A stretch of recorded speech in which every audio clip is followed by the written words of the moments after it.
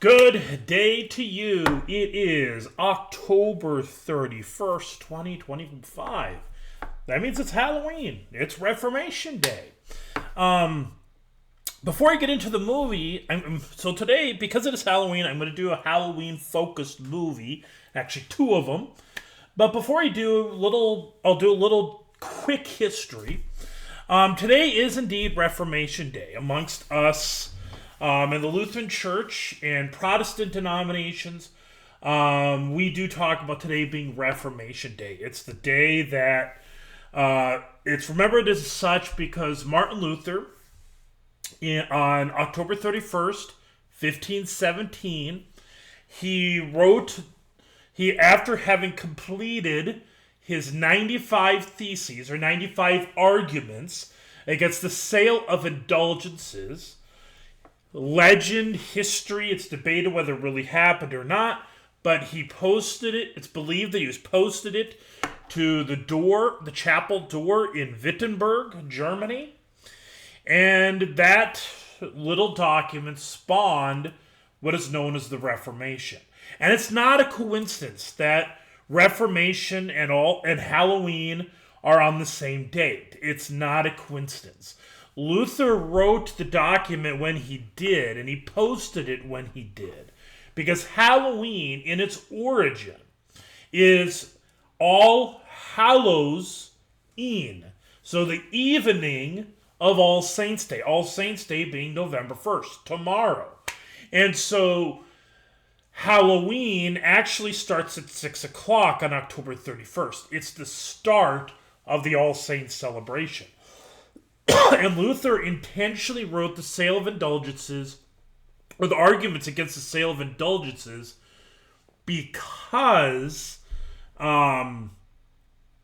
knew there'd be a lot of people in town migrating to the area on account of visiting of the relics and things like that. It was very much about indulgences. And so that is why it's not a coincidence. It was actually intentional. Luther intentionally picked Halloween as the date to write his 95 Theses. So there's a little bit of history on it.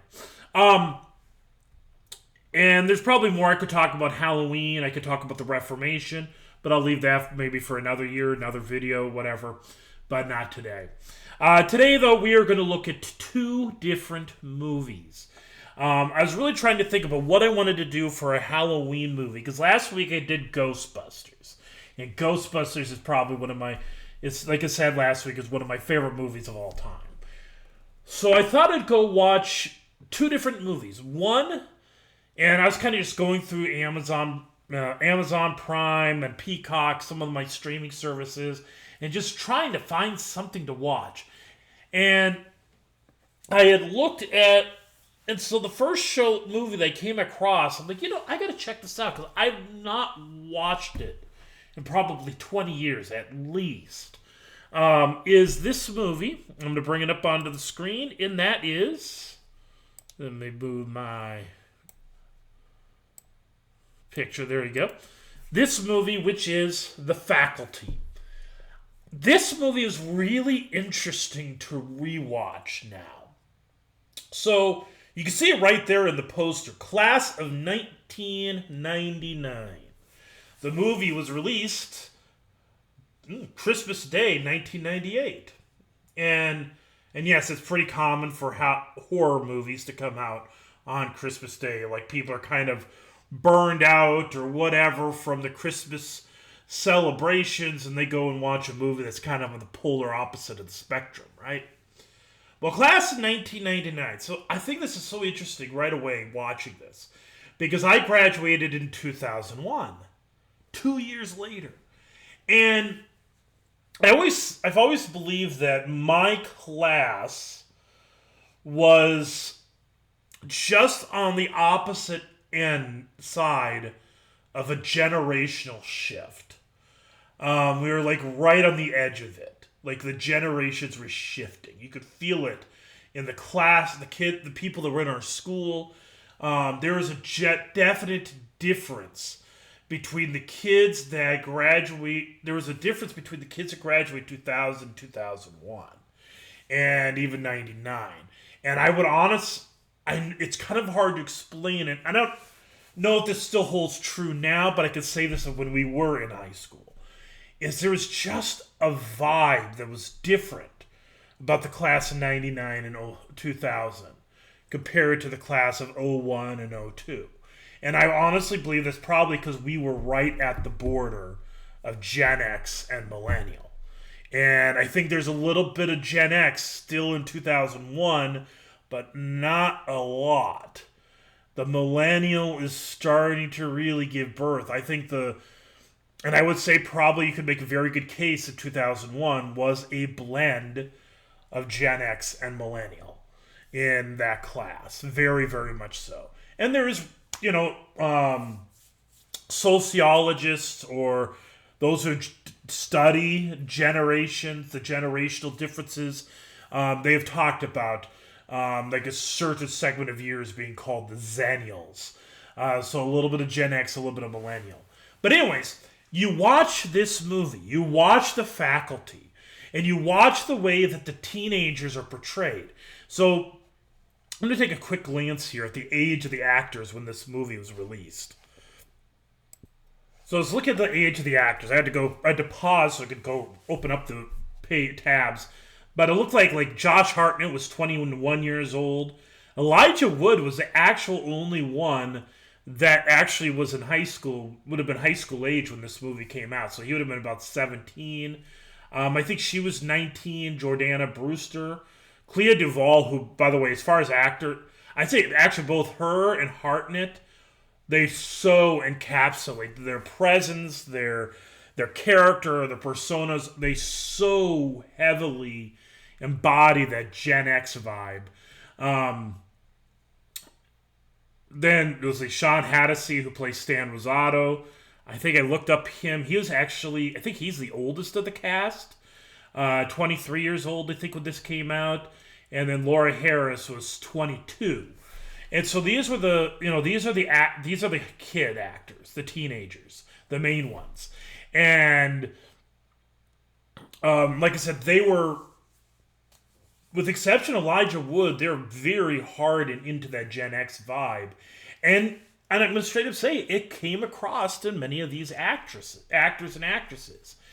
And the thing is, I was thinking about this, the whole plot of the movie was very much about this fight against nonconformity. Because it's kind of the whole, resistance is futile, you'll be absorbed into the Borg or whatever. That type of mentality that was, present, and that's a Star Trek thing. But it's very much that idea of people all being absorbed, being of one mind, no real distinction in personality and in character. And yes, Usher was in this too. And this movie actually had a really impressive cast when you think about it. I mean, Josh Hartnett, Elijah Wood, Robert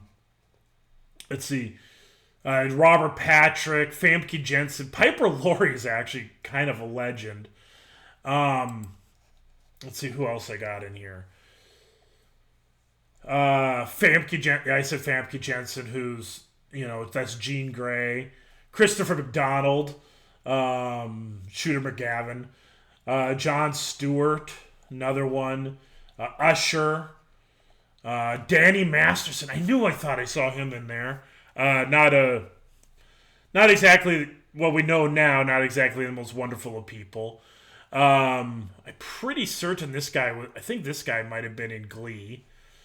John Abrahams. So, just glancing at some of these, there's, quite the cast in this film, and it's directed by Robert Rodriguez. And like I said, when I watched this movie when I first watched this movie, I'm pretty certain I watched it because my brother rented. My brother bought the video. He bought it on VHS. And my brother, he really liked the movie. When I watched it, was not as big of a fan, but probably because I was still younger. Maybe I just wasn't there yet. But I appreciate it now. I think it's actually a very underrated film.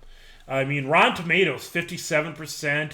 Audience score was 57%. But again, it's one of those movies that I think 27 years later, it kind of gets a different flair to it. I think if you were to ask me to give a score, a review of it back when I first watched this, I'd probably give it a 5.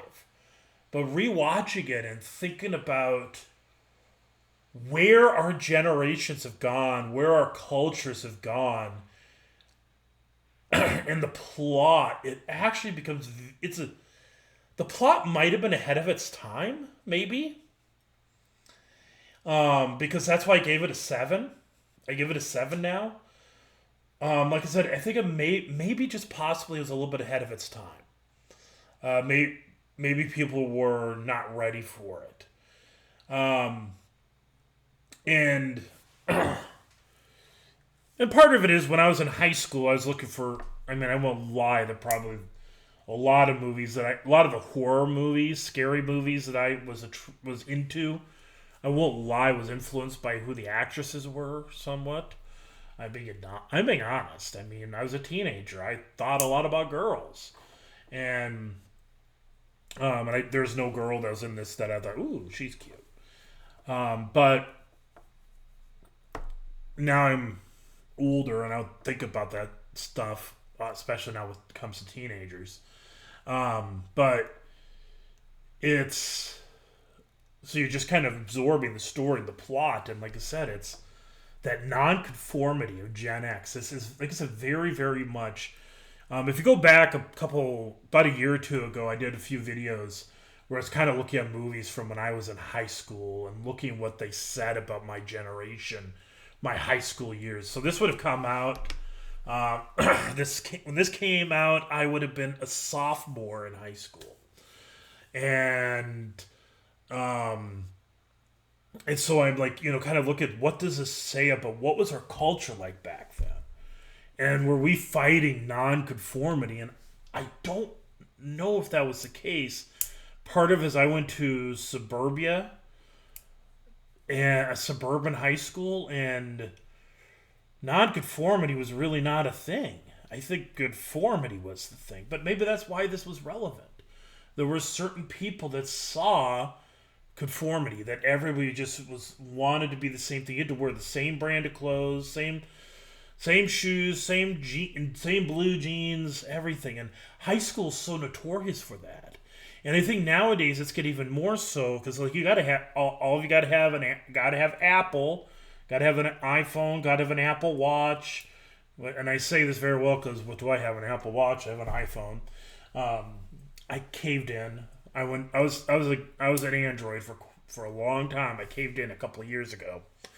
But yeah, I keep thinking about this, and it's like,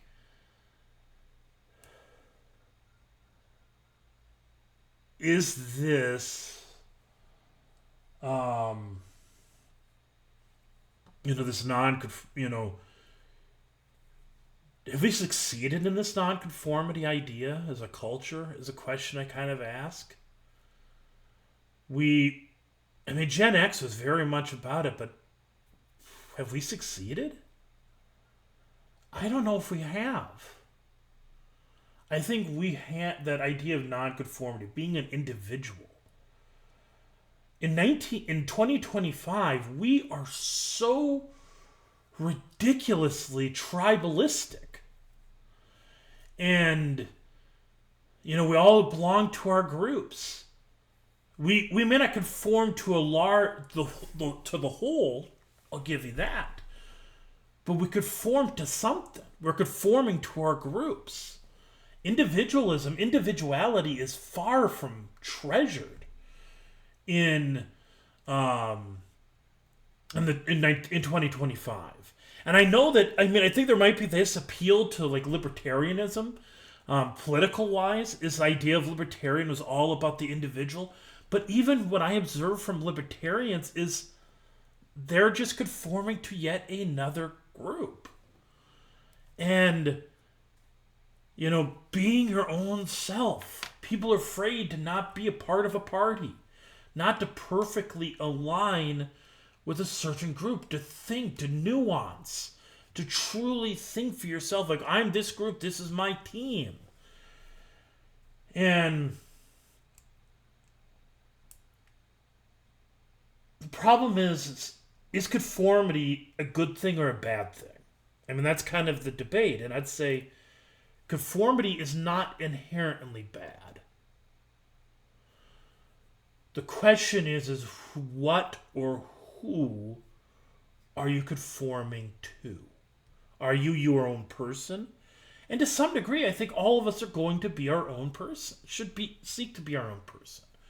Why do we enjoy the things we do? Why do we watch the things we do? Why do we why are we who we are? I mean, there's definitely the reality we conform to Jesus Christ, right? We conform to him above all else. But that doesn't cover all of our life. That influences. That's, that affects our life. But conforming to Jesus Christ does not answer 100%. What's your job going to be? Now, I believe that that our God calls us to various tasks, to various jobs, various vocations. But it's not going to be the same for all of us. You are, I'll use myself as an example. My vocations are unique, and therefore there should be a lot of me that is unique. Now, do I share similarities here and there with people? Yes. And those similarities, it's okay to have it. It's not necessarily bad to be a part of a tribe, but to be a part of a tribe or a group to such a degree that we refuse to associate with people on the other tribe, or we demonize people on the other side, that's not good. And that's like what I like about the way the faculty ends. Because like a lot of what's going on, this the cliquishness that's kind of played out in this movie, because that's what it's playing into, is the cliques that are very common in high school. Is at the end, it's very a very Breakfast Club in this sense. But in the end of the movie, what I like is that in the end, they break their tribes, they break their cliques, or they intermingle. They spend time with the unlikelies. And I know it's a dream. It's a dream scenario that people would not seek to be a part of. Like, I have to fit my group. I got to fit this group. I got to fit this group. I got to conform. And refuse to, and only associate with people who are in that clique. But instead, we'd associate together. And I know I'm kind of rambling here, but this is just kind of my thoughts, and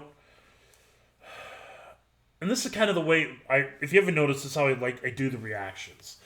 I watch the movie, and I just think about the world, think about the ideas, think about things the reality of our world, and begin to ask and think, what does it say about this world? What does it say about our time, us?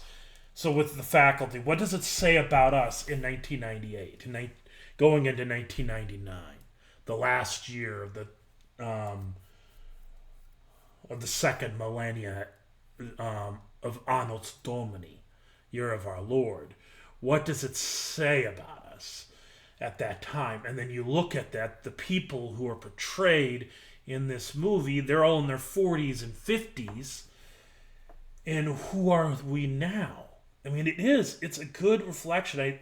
I've actually kind of enjoyed going back and watching some of these movies, some of these shows from when I was in high school. And because I work with youth, I work with teenagers. And I can't help but think it's like, reflectively. And, my 25th high school reunion is in May. 25 years since I graduated from high school will be May, and I don't know if we're going to have a reunion or when or where or what, but again, it's good with all that to reflect and think who we were, where have we ended up to this point. Are we the people? Are we today in 2025? Are we the people that we wanted ourselves to be in 2001? Or in the case of this movie, those who were the class of 1999, those who graduated in 1999. Are you the people? The people who you wanted to be in 1999, is that who you are in 2025? It's a really interesting introspective. And some of the things that we wanted ourselves to be in 1999 or 2001 in my case, it's probably a good thing we're not those things. There's a good reason. Some of that is good. But sometimes I believe, and I think it's good for us to every now and then go back to the things that made us who we are, sent us on the trajectory to become who we are, and ask ourselves, have we betrayed ourselves a little bit? And maybe are there things that we need to go back and return to? So, all right, so there we go. There's The Faculty. The other movie I watched on this week, I wanted to watch in preparation for a Halloween YouTube recording, is this movie, M3GAN. So I had actually seen, I actually need to add this to my history while I'm thinking about this. I'll put up my review in a little bit, and you can see what my score will be. So I had heard for quite a while that this was a well-reviewed movie. You can see right there. I love that. You don't actually see it. I'm going to take away my screen, my video, my camera. Anyways, one of the things I like with Tracked that they have all the reviews lined up here. Like you have IMDb, Internet Movie Database, 6.3 out of 174,000 reviews. The Movie DB Movie Database, 71%. Metacritic, 72. Just Watch, I really don't understand. I don't know their scores. I'd have to go look that up, what that means. But anyways, and then you got Rotten Tomatoes, 93% from the critics and 78% from the audience. And so it was pretty well received from both. And I was kind of thinking, like, so I wanted to watch this movie because I heard people talk about it. And there was a sequel that came out, and I heard the sequel is pretty decent too.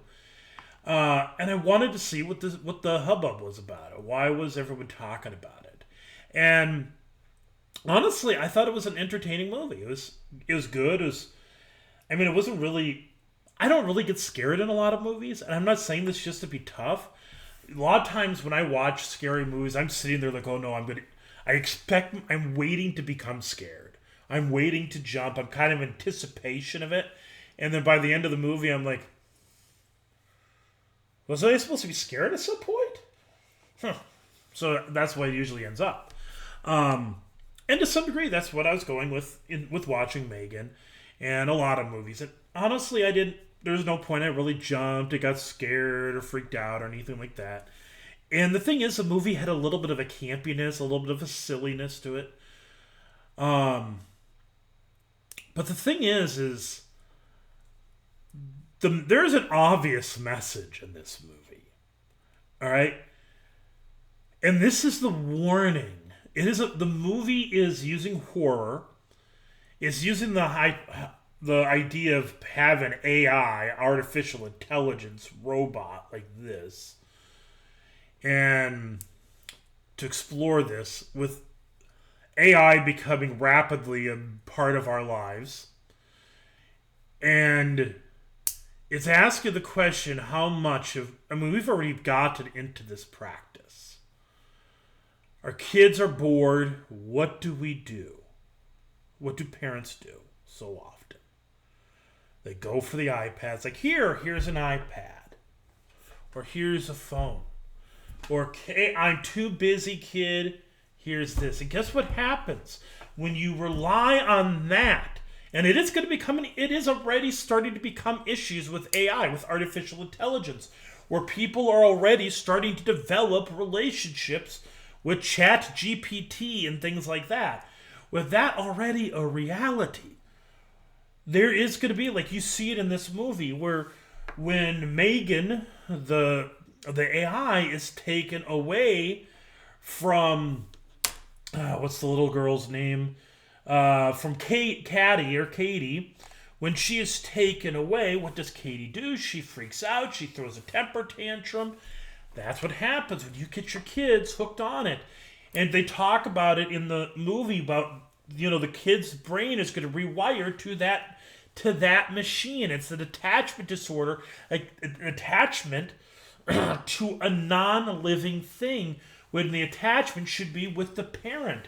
And by the way, this is the same stuff that's going on with social media. It messes with your psyche. It messes with, it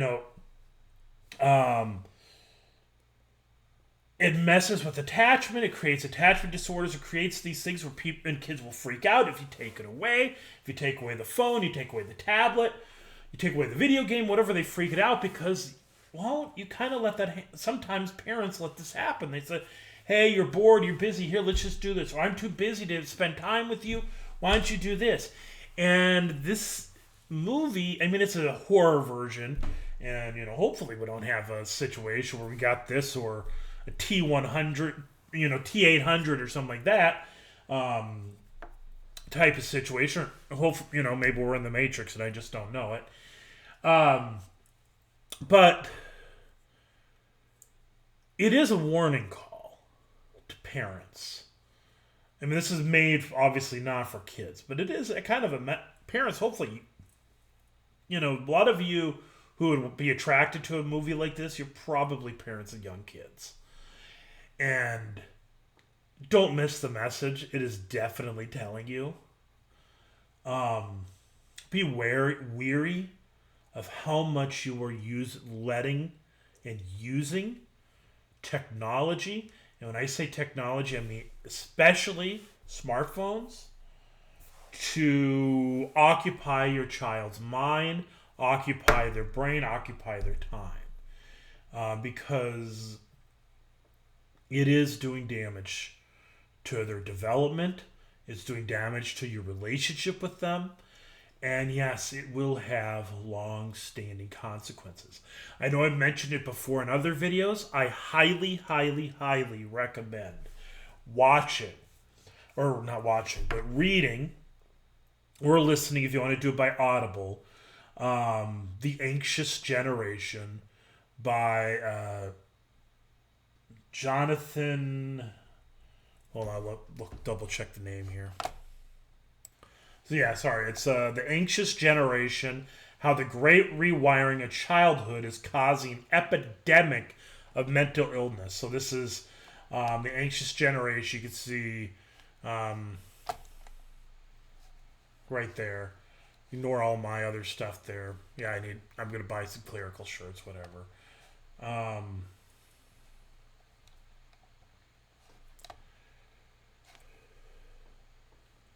But yeah, I recommend watching that. It's worth it's worth reading. Another movie I would recommend is The Social Dilemma. Right here you can see this. It's on Netflix. It's a docudrama, as it says. Again, very much warning. Watch those type of movies. Be aware of the social anxious generation reality, and then go watch M3GAN. You'll see definitely what this movie is warning against. So, all right, there you go. There's my Halloween YouTube video looking at two different movies, kind of fitting into that Halloween vibe of The Faculty and M3GAN. Both explore some pretty good ideas, very relevant ideas, and worth conversation, worth thinking about. So I don't think I'm going to have a recording next week because I'm going to be on vacation. I mean, there's a possibility I might be bored in the hotel one night and decide to record something, but more than likely I'm not going to record anything. So my review, I did not give the score. I said I would do it. So my review for M3GAN, I'm probably going to give it the same as I gave to The Faculty, and I'll give that a 7. So have a great night, a great day, and a blessed Halloween, and I hope you make it to worship this weekend and attend an All Saints Day service. In Jesus' name, amen.